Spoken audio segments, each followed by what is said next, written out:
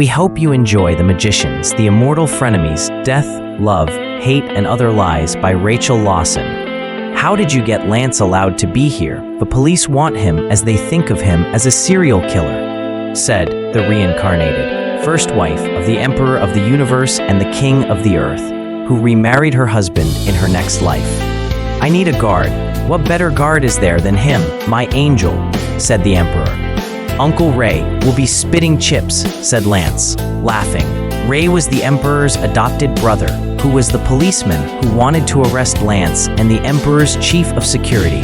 He knows you are Fate's assassin. Boy, you'd make a lousy serial killer, said the Emperor to his eldest son Lance, the necromancer. I'd make a great one, snapped back the assassin, Lance, his pride badly bruised. Don't you turn rogue, you psycho. Even I can't pardon you for that, hissed back the Emperor, speeding up the car he was driving.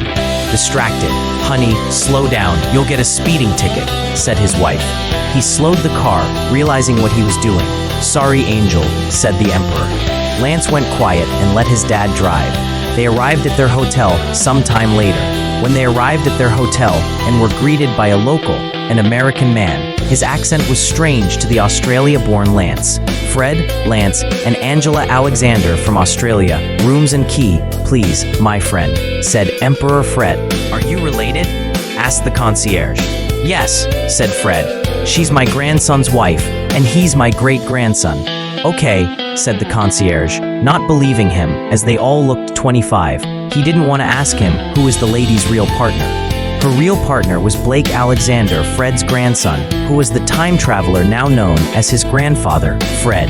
He was caught in an odd time loop where he was his own grandfather after being trapped in the 1800s England with amnesia from the 2000s, remarrying a lady in the past, his grandmother.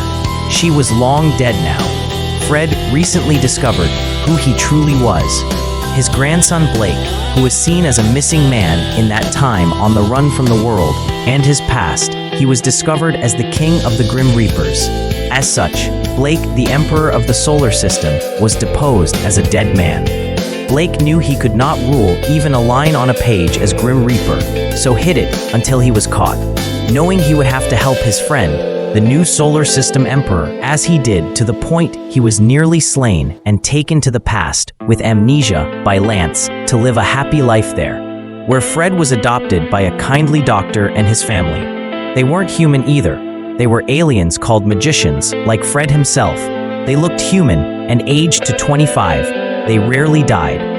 Everyone got their own rooms as Fred could not admit he was Blake, his grandson, as he would be deposed again. Fred sat in his room, sipping a coffee and watching TV on his bed, as you do when you spend time in a hotel alone. There was a knock on his door. Fred got up and answered the door. It was Angela. Hi, Blake, said Angela. Hello, my angel, Fred said. Do you want to go out for tea? Said Angela. Okay, said Fred. Just put this down and get my wallet first. Come in. Fred opened the door for her and put the mug down, turning off the TV and digging in his suitcase for his wallet.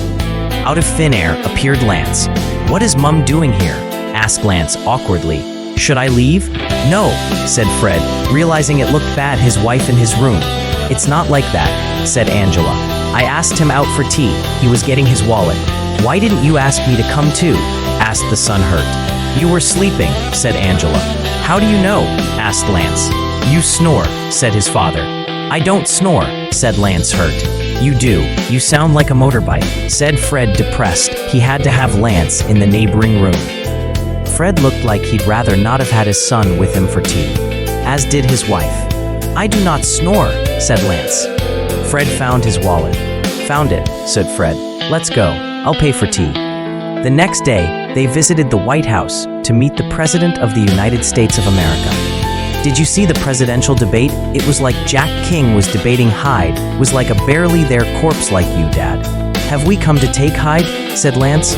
No, it's a meet and greet, said Fred, flashing a glare at his son. Stop fighting, you two, said Angela, looking at the press outside the car they were in. They were waiting to see them. Smile, said Fred. They all smiled and then got out of the car.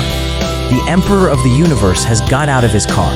The others with him are his bodyguard, his great-grandson, Lancelot Alexander, and the woman is the wife of the late Emperor of the Solar System, Lancelot's stepmother. She is here to represent the local emperor's family, said a reporter, holding a microphone.